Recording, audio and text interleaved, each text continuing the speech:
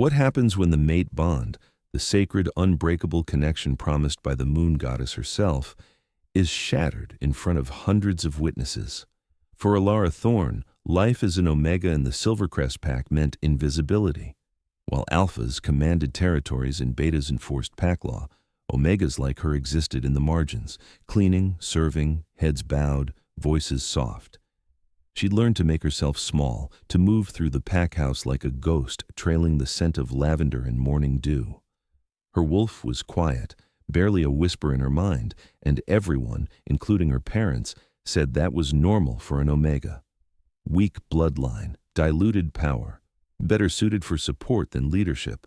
But when Alpha Daemon Blackthorn rejected her as his fated mate during the winter solstice ceremony, severing their bond with a blade of silver and words of ice, everything changed. And what happens next, no one was prepared for. The ceremony had been magnificent. The Silvercrest Pack, gathered in the great clearing, 500 wolves standing in ceremonial formation beneath a sky blazing with stars. Torches ringed the space, their flames dancing in the December wind, and the scent of pine and winter snow hung thick in the air. This was the night when matured wolves would discover their fated mates, when the moon goddess revealed her divine pairings through the undeniable pull of the mate bond. Alara stood at the back with the other Omegas, her threadbare cloak doing little against the cold. She hadn't expected to feel anything. Omegas rarely had fated mates, another thing she'd been told since childhood. So when the bond snapped into place like lightning down her spine, when her wolf suddenly roared to life for the first time in 20 years, when every cell in her body turned toward the raised platform where Alpha Daemon stood, she'd gasped aloud. The scent hit her first, forest and embers, ozone and steel, masculine, powerful, overwhelming. Her knees buckled. Around her, Omegas steadied her with worried whispers, but Alara couldn't hear them. All she could feel was the golden thread now connecting her heart to his, thrumming with recognition, with destiny, with certainty. Mate. Her wolf's voice, stronger than it had ever been, sang the word like a prayer. On the platform, Daemon's head snapped toward her. His eyes, ice blue and piercing, found hers across the crowd. For one breathless moment, the world stopped. She saw the recognition flash across his face, saw his wolf rise to the surface, saw his pupils dilate. Then she saw the horror. No, his voice carried across the silent clearing, amplified by his alpha authority. No, this is impossible. Alara's heart stuttered. She took a tentative step forward, her hand pressed to her chest where the bond blazed like a star. Alpha Daemon, Silence. The command slammed into her like a physical blow, forcing her head down, her wolf whimpering in submission. Pack law was absolute. Omegas did not speak unless spoken to, did not address Alphas directly, did not. The crowd parted as Daemon descended from the platform. Each step echoed in the terrible quiet. Beside him walked Senna Ravenwood, daughter of the Beta, her cinnamon and iron scent sharp with triumph. She'd been courting Daemon for months, positioning herself as the ideal mate, strong, beautiful, ambitious, an alpha's match in every way that mattered to pack politics, architected emotionally devastating rejection scene with physical consequences. I need to continue building this scene, making the rejection brutal and public as required. The bond severance needs to be physically painful. Then Alara gets cast out into lethal conditions. I should aim for it around 1,500 words for this entire first section. Let me continue with the rejection scene, make it emotionally devastating, then move to her being cast out. Daemon stopped 3 paces from Alara. This close, his scent was intoxicating, the bond pulling her toward him with magnetic force. Her wolf whined, confused, desperate. Why does he smell like fear? The moon goddess, Daemon said slowly, his voice carrying to every corner of the clearing, has made an error. Gasps rippled through the crowd. The moon goddess did not make errors. The bond was sacred, chosen, perfect. I am Alpha of the Silvercrest Pack. His words were ice. I have expanded our territory by 300 miles. I have forged alliances with 6 neighboring packs. I have eliminated the rogue threat along our southern border. I will lead this pack into a new era of prosperity and power. He gestured to Senna, who stepped forward with a smile sharp as broken glass. My mate must be strong, must be worthy, must elevate our bloodline, not dilute it. The meaning was clear. Alara felt the weight of 500 stares, heard the whispers rising like a tide. Omega, weak, useless, wrong. I, Damon Blackthorn, Alpha of Silvercrest, invoked the right of severance. He pulled a Fedi, silver dagger from his belt, its blade gleaming in the torchlight. I reject you, Alara Thorn, as my mate. I sever this bond. I reclaim my destiny. Please. The word tore from her throat. He didn't let her finish. The silver blade slashed down, and though it didn't touch her skin, she felt it cut through the golden thread binding them together. The pain was indescribable. It started at her heart and exploded outward, a supernova of agony that dropped her to her knees. She screamed, the sound raw and animal, as the bond shredded apart. It felt like her soul was being torn in half, like every nerve was on fire, like she was dying from the inside out. Her wolf howled in anguish, thrashing against the cage of her ribs. Through the haze of pain, she heard Damon speaking the ritual words. By my authority as Alpha, by the power of my bloodline, by my will and my right, I sever this bond. What the moon goddess has joined, I tear asunder. You are nothing to me. You will never be anything. To me. The bond snapped. The golden thread disintegrated, and Alara Thorn collapsed in the snow, gasping for air that wouldn't come, drowning in pain so vast it had no edges.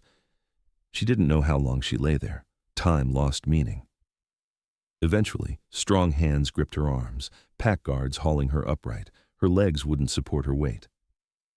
"Remove her," Damon commanded, already turning away, already reaching for Senna's hand. "She's disturbed the ceremony long enough." "Where should we take her, Alpha?" one guard asked. "Beyond the border." His voice was flat, final. "She's no longer pack. She has 1 hour to leave our territory or she'll be hunted as a rogue." No, the word formed in Alara's mind but wouldn't reach her lips. Cast out, banned, with no bond, no pack, no protection. "My son." A female voice cut through the crowd. Alara's mother, Iris Thorn, stepped forward with Alara's father, Marcus, at her side. For a moment, hope sparked in Alara's chest. They'll defend me. They'll fight for me. "Alpha Damon," Iris said, bowing her head in respect. "We support your decision. Our daughter has brought shame upon our family. We disown her. Let no one say the Thorn family harbored treasonous thoughts against your righteous judgment." The hope died. Her own parents, disowning her. To save their position in the pack, to avoid suspicion, to prove their loyalty. Marcus wouldn't meet her eyes. "She's no daughter of ours." The guards dragged Alara through the crowd. No one spoke. No one helped. They simply watched as she was hauled past the pack boundary markers, past the protective wards, and thrown into the snow of the neutral territory beyond. 1 hour, the lead guard said, glancing at the darkening sky. "Storm's coming. If you're smart, you'll shift and run south.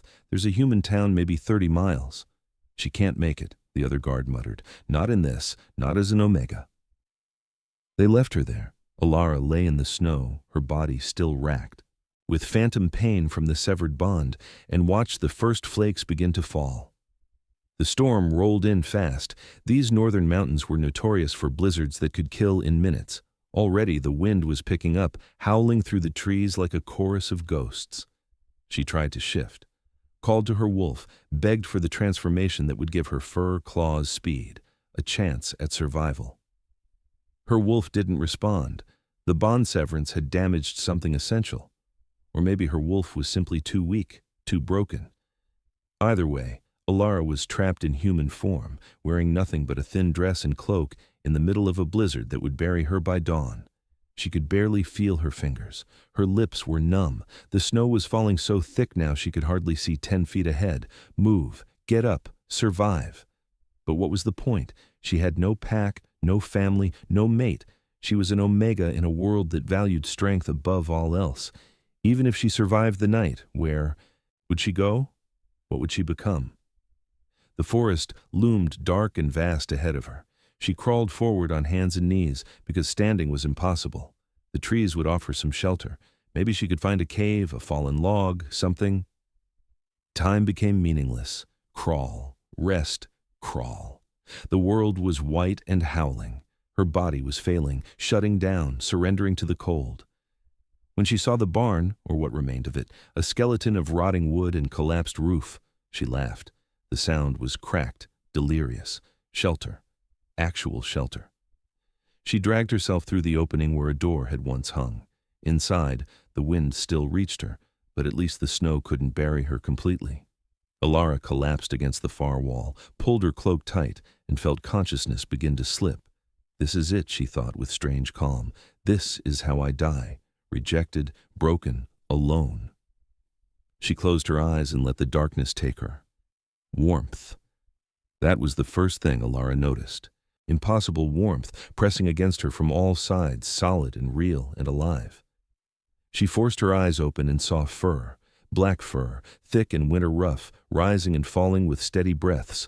A massive body curved around her, blocking the wind, radiating heat like a furnace. A wolf.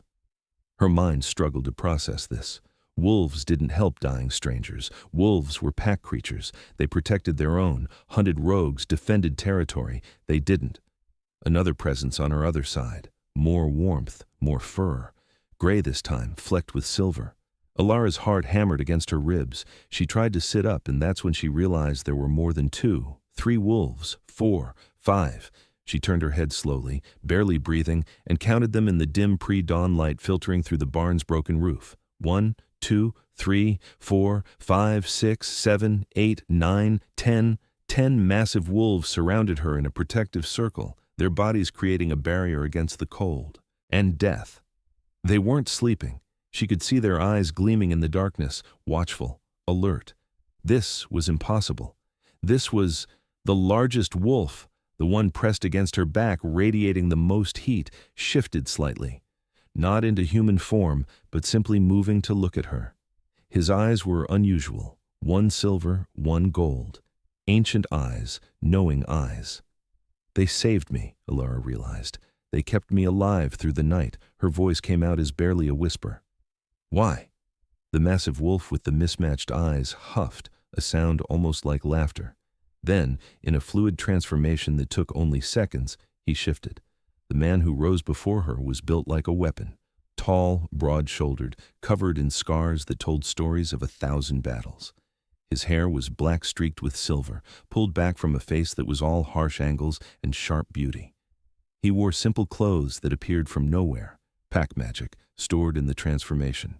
His scent hit her like a wall, aged. Oak, winter snow, pine, and storm. Authority rolled off him in waves, but he wasn't looking at her like an alpha looked at an omega. He was looking at her like she was precious, like she was important.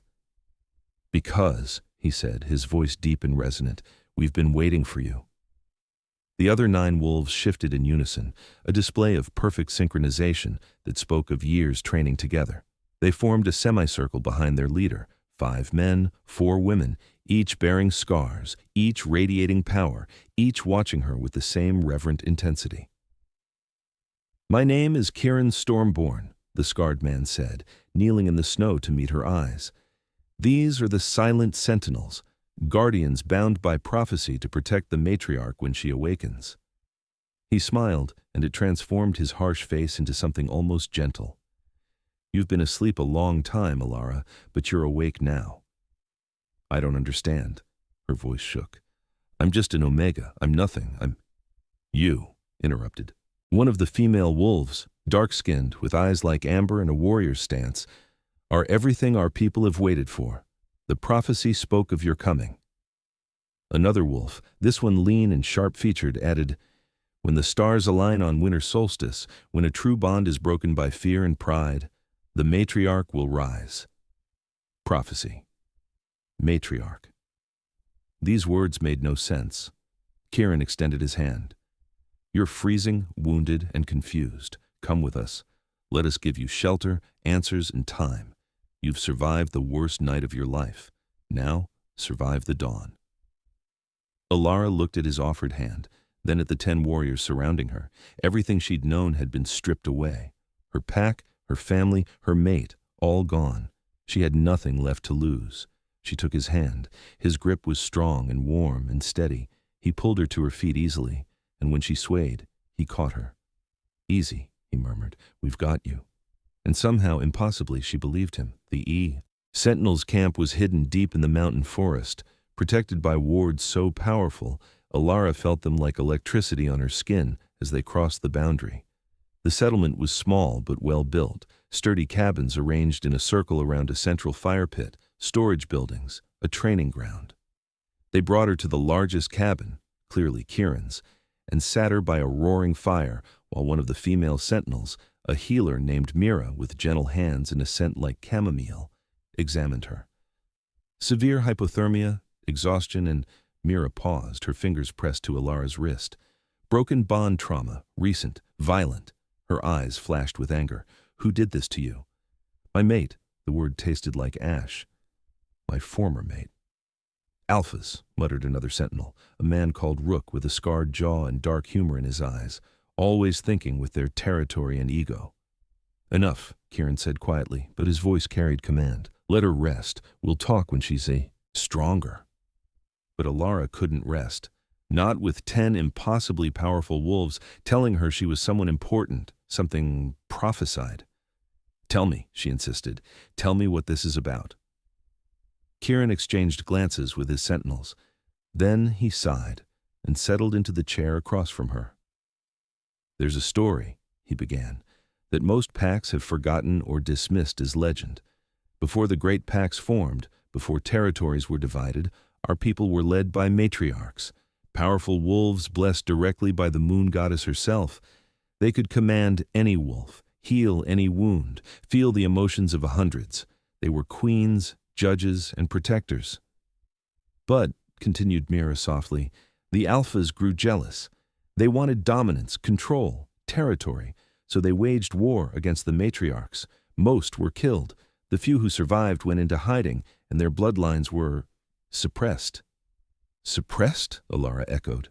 "Bound," Kieran clarified. "Through dark magic and blood rituals, the matriarch power was locked away, hidden so deep that the carriers didn't even know what they were.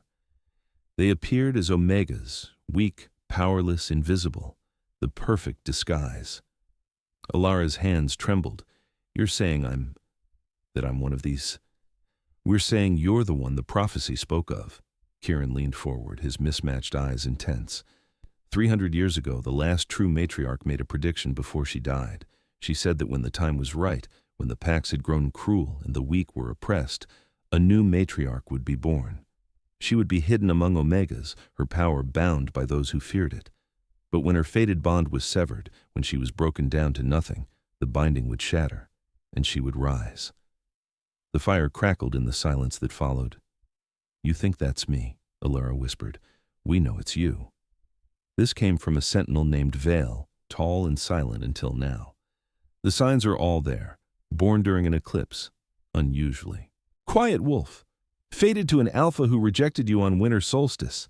And most importantly," he gestured to Kieran, "he felt you awaken." Kieran nodded slowly. "True mates, not fated bonds but chosen bonds, can sense each other across vast distances when both wolves are powerful enough. 2 nights ago, I felt something shift in the world, a lock breaking, power being released. I knew immediately. The matriarch had awakened. We tracked you through the storm."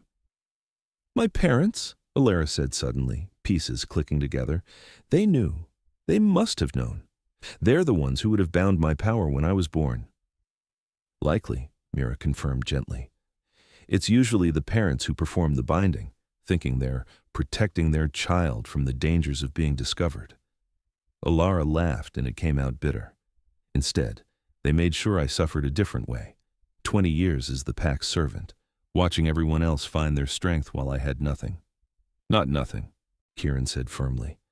"Never nothing. The power was always there, Alara, just sleeping. And now," he stood extending his hand again, "now it's time to wake it up fully." They took her to a clearing behind the cabins where the snow had been cleared away, revealing bare earth marked with symbols that glowed faintly silver. The 10 sentinels formed a circle around the perimeter, each taking a position at one of the marked points. "The binding on your power was shattered when Damon broke your fated bond," Kieran explained, standing beside her in the center of the circle. But shattered isn't the same as removed. The pieces are still there, fragments lodged in your spirit, keeping you from accessing everything you are. This ritual, Mira added from her position on the circle, will extract those fragments and fully awaken your wolf. But I'll be honest, it's going to hurt. You're essentially being reborn. Alara met Kieran's eyes. Will I survive it? Yes, he said with absolute certainty. We won't let you fall. The ritual began with the sentinels chanting in an ancient tongue, words that resonated in Alara's bones that made the marks on the ground glow brighter. She felt energy building in the air, thick and electric. Then the pain started. It began as pressure in her chest, like something was pushing outward from inside her ribs. Then it intensified, became fire, became lightning, became everything at once. She screamed, and Kieran caught her as she fell. I've got you, he said fiercely. Stay with me. Inside her mind, she felt something moving, scratching, clawing its way toward consciousness. Finally, a voice said, not her weak, whispering wolf, but something vast and powerful and ancient. Finally, I'm free. Who? Alara gasped. I am you. I am the part of you they locked away. I am your strength, your power, your truth, and I am done sleeping. The fragments of binding magic began tearing loose. She could feel them ripping free from her soul, leaving wounds that immediately began healing with silver light. Each fragment that came free brought a surge of new sensation, sharper vision, enhanced hearing, the ability to smell emotions in the air. And with each fragment removed, her wolf grew stronger. Let me out, the voice demanded. Let me show you what we are. I don't know how, Kieran's voice cut through the chaos. Yes, you do. Stop thinking like an Omega who's been told she's weak. You're a matriarch. You don't ask for permission to shift. You command it. Command! The word resonated through her. Alara stopped fighting the transformation and surrendered to it instead. Her body began to change, but this was nothing like the violent, bone-snapping shifts she'd witnessed from other wolves. This was fluid, graceful, powerful.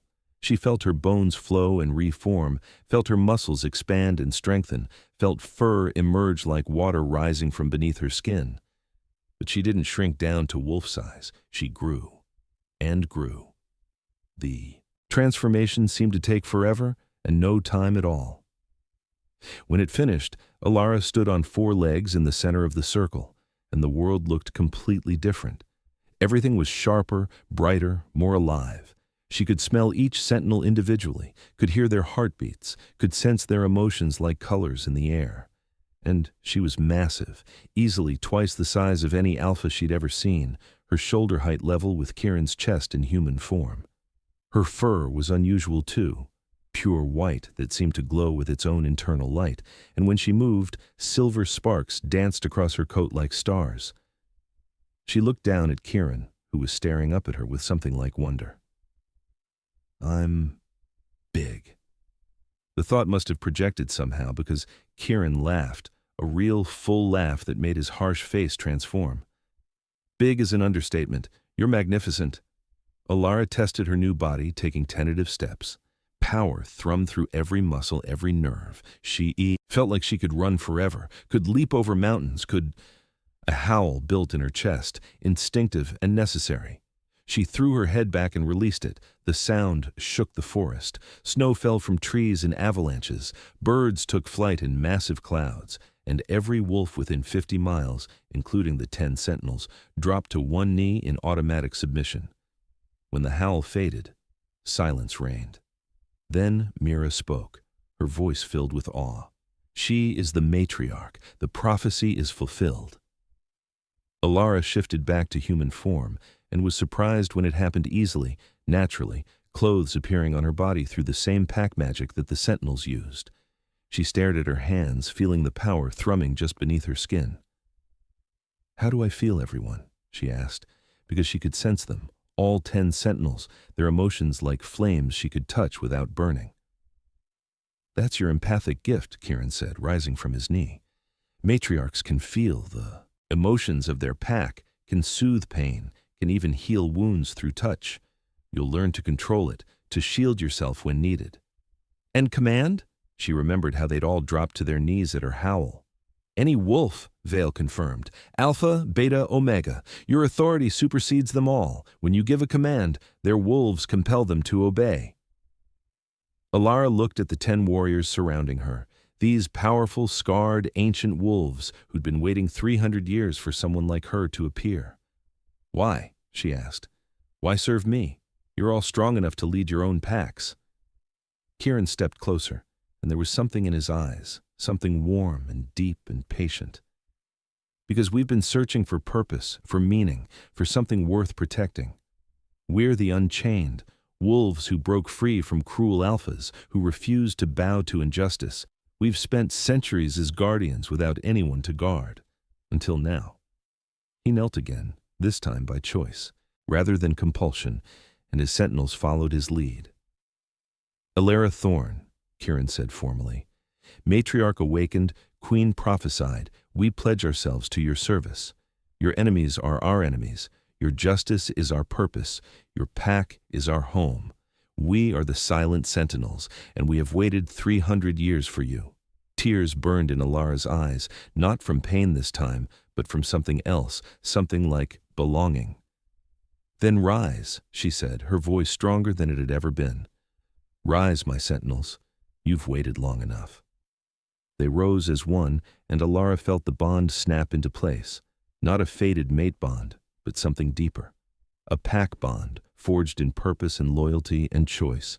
She was no longer alone. She was no longer nothing. She was the matriarch, and this was her family. The days that followed were a blur of training and discovery. Kieran worked with her every morning, teaching her to shift at will, to control her size and strength, to fight with claws and fangs. The other sentinels taught her their specialties. Mira showed her how to heal, how to pour her power into wounds and mend them from the inside out. Rook taught her combat strategy. Vale worked on her mental shields, helping her control the overwhelming empathic input. Each evening, they gathered around the fire and shared stories. Alara learned about each sentinel's past, how they'd escaped abusive packs, how they'd found each other, how Kieran had united them under his leadership and spent centuries searching for signs of the prophecy's fulfillment. And slowly, Alara began to understand what she was becoming. Not just powerful, but confident. Not just a survivor, but a leader. 3 weeks after her awakening, Kieran took her on a run through the mountains, just the two of them, wolf form, racing through snow-covered forests under a star-filled sky. When they stopped at a cliff overlooking a vast valley, Alara shifted back to human and found Kieran already standing. There, his scarred face thoughtful. "You've done remarkably well," he said. "Most new wolves take months to achieve the control you have. I have good teachers." She moved to stand beside him, and their shoulders brushed. The touch sent warmth through her, different from a fated bond, but no less powerful. This was choice, not destiny. "Alara," Kieran said carefully, "there's something I need to tell you. About true mates versus fated mates." She turned to look at him, curious. "Fated mates are assigned by the moon goddess," he continued. "They're strong bonds, but they're not always right. Sometimes they're lessons, tests, challenges. But true mates?" He met her eyes. "True mates choose each other. The bond builds over time through trust and respect and genuine connection. It's slower, but it's also deeper." Her heart began to race. "Kieran, I'm not asking for anything," he said quickly. "I'm just telling you that what I feel when I'm near you, what my wolf recognizes in you, that's real. That's choice. And whenever you're ready, if you're ever ready, I'll be here." Alara reached for his hand, lacing their fingers together. The fated bond with Damon was instant and intense, but it was also painful and wrong. This, what I feel with you, it's steady, safe, strong. Is that a yes? His voice was carefully neutral, but she could feel his hope. "It's a, let's see where this goes," she said with a small smile. "I've been betrayed once. I need time to trust again." "I can give you time," he squeezed her hand. "I've waited 300 years. I can wait as long as you need." They stood there together, watching the stars, and Alara felt something settle in her chest. Peace, maybe, or possibility. The scout was discovered on the 4th week. Rook brought him in. A young wolf from Silvercrest, barely past his majority, clearly terrified. He'd been watching their camp from the ridge, and Rook had plucked him out of hiding like picking fruit. Found this. One spying, Rook said, dropping the scout in front of Alara. Silvercrest scent all over him. Alara studied the young wolf, who wouldn't meet her eyes. What's your name? Finn, he whispered. I'm sorry. Alpha Damon sent me to... He stopped, staring at her. Wait, you're Alara Thorn, but you're supposed to be dead. Reports of my death were greatly exaggerated, Alara said dryly. What does Damon want? Finn trembled. He knows you're alive. Someone saw your tracks, and then they felt a massive power surge from this direction. He thinks you're with rogues. He's gathering a war party, 20 wolves at least, maybe more. They're coming to eliminate the rogue threat. 20 wolves, a full war party, coming here to her sanctuary to kill her and the sentinels who'd saved her. Alara looked at Kieran, who had gone very still. How long do we have? They left at dawn, Finn said. They'll be here by tomorrow night. The sentinels gathered around her, awaiting orders. This was the moment, the first real test of her leadership, her power, her right to be called matriarch. Alara straightened her spine and let her power unfurl, let them all feel the authority radiating from her. Let them come, she said clearly. Let Damon and his army come. It's time they learned what they threw away. The Silvercrest war party arrived exactly when Finn predicted, moving through the forest in tight formation. 23 wolves, all battle-hardened warriors led by Alpha Damon himself. Beside him was Senna Ravenwood, her cinnamon and iron scent sharp with bloodlust. They found the sentinels' camp easily. Kieran had made sure of that, leaving obvious tracks. What Damon and his warriors found was Alara standing alone in the clearing, the 10 sentinels positioned in the shadows at the perimeter. Alara Thorn! Damon's voice was cold as he shifted to human form, his wolves fanning out behind him in an aggressive semicircle. I should have known. You'd survive like the cockroach you are, hiding with rogues, building your pathetic resistance. I'm not hiding, Alara said calmly. Her voice carried across the clearing with unexpected power. I'm standing right here. Senna laughed, sharp and cruel. Look at her, Damon. She thinks she's important now, an Omega playing dress-up with rogue wolves. She shifted too, stalking forward with predatory grace. I should have killed you at the ceremony. Would have saved us this trip.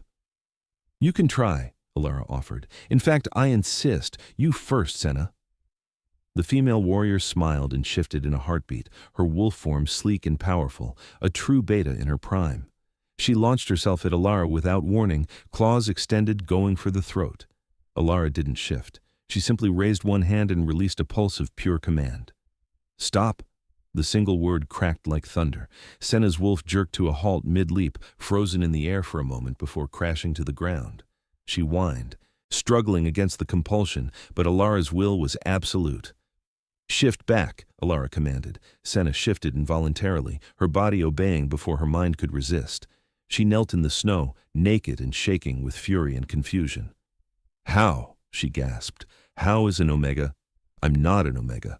Alara let the words hang in the air. Then she shifted. The transformation was instant and glorious. One moment she was human, the next she was standing in her full matriarch form. White fur glowing with silver light, twice the size of any alpha, power radiating from her like heat from a star. The Silvercrest wolves took involuntary steps backward. Several dropped to their knees in automatic submission. I'm Alara Thorn, she said, her voice resonating in both human and wolf form simultaneously, a gift of the matriarch. I'm the one your ancestors feared. I'm the queen your alphas tried to destroy. I'm the matriarch reborn. Damon stood frozen, his face pale with shock. Impossible. Matriarchs are extinct. They're legends. Do I look like a legend? Alara took one massive step forward, and the ground trembled.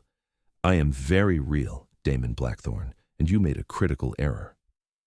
The sentinels stepped from the shadows then, shifting into their true forms. But these weren't normal wolves. Each sentinel transformed into dire wolves, ancient guardian breeds that dwarfed even the largest alpha. They moved to flank Alara, a display of overwhelming force. Kieran, in his dire wolf form, was particularly magnificent. black and silver, with those mismatched eyes, radiating power that made several Silvercrest wolves whimper. "You didn't just reject your mate," Alara continued, her voice carrying across the terrified crowd. "You shattered a bond blessed by the moon goddess herself. You broke the binding magic that kept me suppressed. You set me free, and now you've come to my territory with an army to kill me." She smiled, showing fangs as long as daggers. "How's that? Working out for you?" One of Damon's warriors bolted, trying to run. Kieran was on him in seconds, pinning him to the ground with one massive paw. The message was clear. No one leaves. Senna tried to shift again, tried to fight, but Alara's command held her in place like chains. The female warrior snarled in frustration. "Please," Damon said, and there was fear in his voice now. Real, genuine fear. "Please, matriarch, we didn't know. If I had known what you were, you would have what?" Alara's voice was soft, deadly. "Kept me, used me, you rejected me because I was weak, because I wasn't worthy to elevate your bloodline, because I was an Omega." She took another step forward. "Tell me, Alpha Damon, do I seem weak now?" He dropped to his knees. Then, one by one, every Silvercrest wolf in the clearing knelt, some by choice, some compelled by Alara's overwhelming authority. "Mercy," Damon whispered. "Please."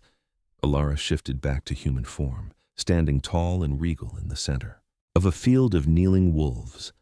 This was the moment. This was her choice. Vengeance or justice, destruction or leadership. She thought of the girl she'd been, powerless, voiceless, broken. She thought of the woman she'd become, strong, confident, worthy. And she thought of the queen she could be. "I could kill you all," she said quietly. "I could end you where you kneel. It would be justified after what you did to me." Hope and terror warred in their eyes. "But I'm not like you," Alara's voice rang clear. "I don't punish weakness. I don't cast out those who are different. I don't choose power over compassion."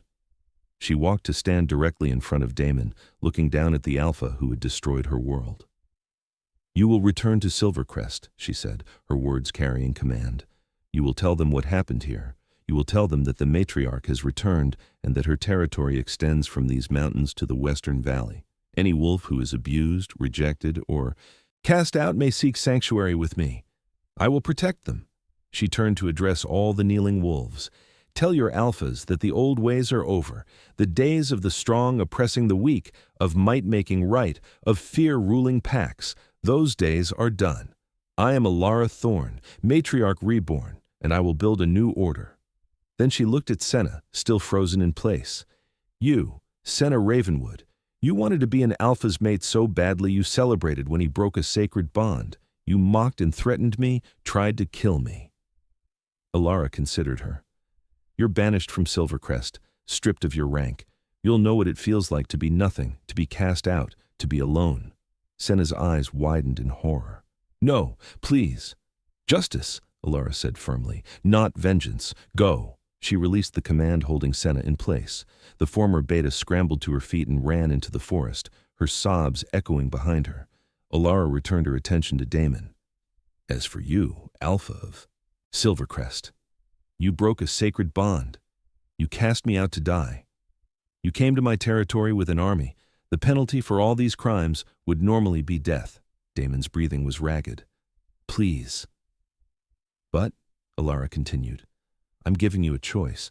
You can keep your title, keep your pack, keep your life, but only if you implement new laws, protect the Omegas, end the abuse, create fair systems for all ranks, and every season you will send me a report on how you're improving the lives of those you once considered beneath you."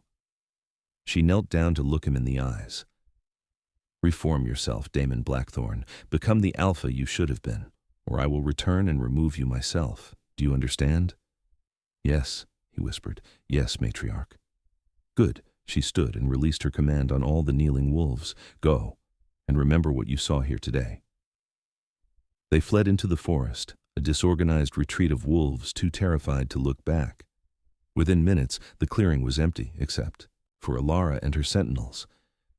Kieran shifted back to human form and approached her carefully. "Are you all right?" Alara watched the last of the Silvercrest wolves disappear into the trees. "I could have killed him. I wanted to. But you didn't." He put a hand on her shoulder. That's what makes you a queen, not a tyrant. She turned to him and for the first time since her awakening let herself cry, not from pain or fear, but from release, from the weight of carrying mercy instead of choosing revenge. Kieran pulled her into his arms, and the other sentinels gathered around them, a protective circle of family, of pack, of home. "I'm proud of you," Mira said softly.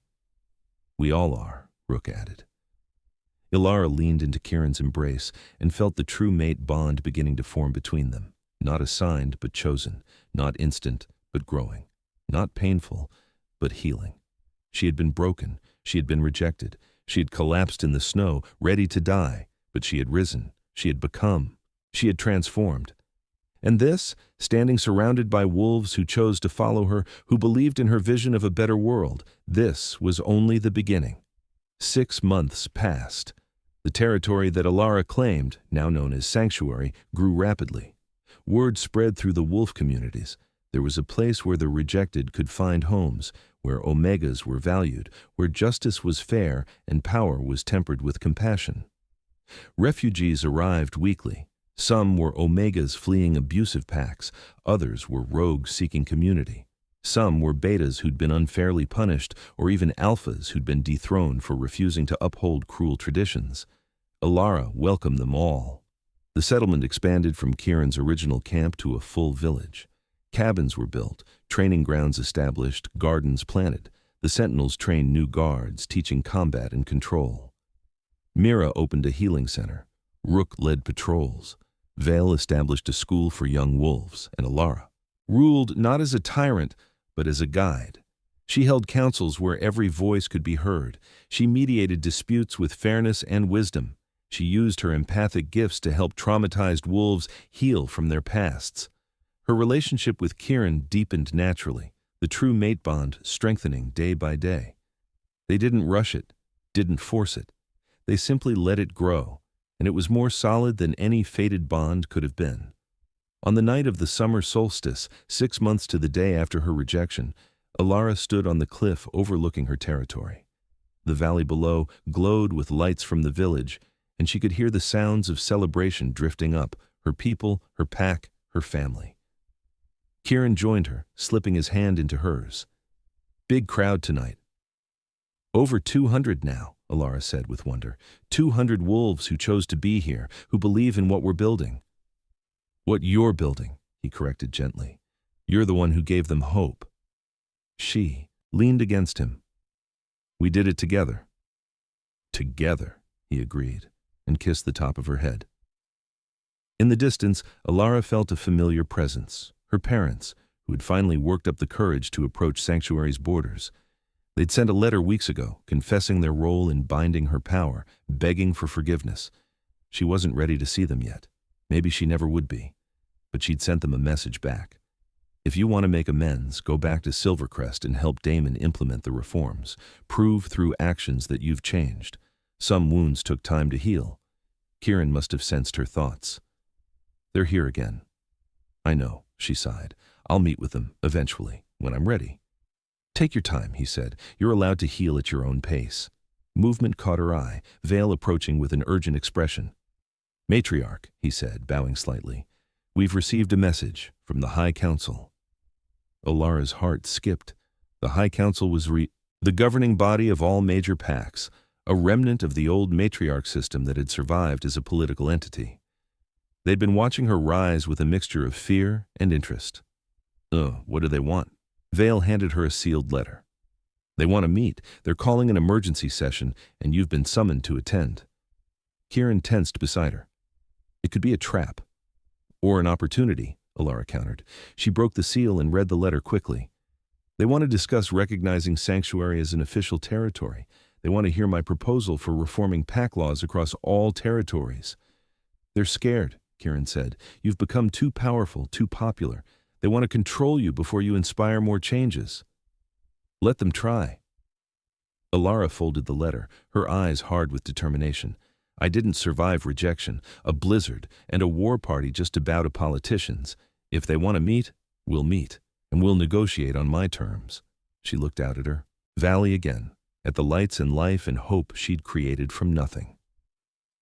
Besides, she said with a slight smile, it's time the High Council remembered what a matriarch can do. Kieran laughed, pulling her close. They have no idea what's coming. No, Alara agreed, turning to kiss him properly, a kiss that sealed their bond, that promised a future together. They really don't. Behind them, a wolf howled in the valley, one of her pack celebrating the solstice. Others joined in, creating a chorus that rose to the stars. And Alara Thorn, the Omega who was cast out to die, the matriarch who rose from the snow, threw back her head and howled with them. She had been broken, she had been remade, and now she was unstoppable. The moon goddess watched from above and smiled. And so Alara's journey from rejected Omega to ruling matriarch reminds us that our darkest moments can become our greatest transformations. She learned that true power comes not from domination, but from choosing mercy. That real strength is found in vulnerability and growth. That family isn't always blood. Sometimes it's the wolves who find you dying in the snow and decide you're worth saving. What do you think about Alara's choice to spare Damon? Would you have chosen mercy or vengeance? And what do you think the High Council wants? Drop your thoughts in the comments below. I love hearing your theories and reactions to these stories. If you enjoyed this journey, please hit that like button and share this story with anyone who loves tales of underdogs rising to power. And don't forget to subscribe and ring that notification bell so you never miss the next chapter in Alara's story. Because trust me, her confrontation with the High Council is going to be epic. Political intrigue, ancient secrets, and a blood moon prophecy that could change everything. Thank you for listening to Alara's transformation. We'll see you in the next chapter, where the matriarch takes on the establishment and rewrites the rules of the entire werewolf world. Until then, remember, you are never as powerless as others want you to believe. Your strength might just be sleeping, waiting for the right moment to awaken. See you soon. Claude is AI and can make mistakes. Please double-check responses.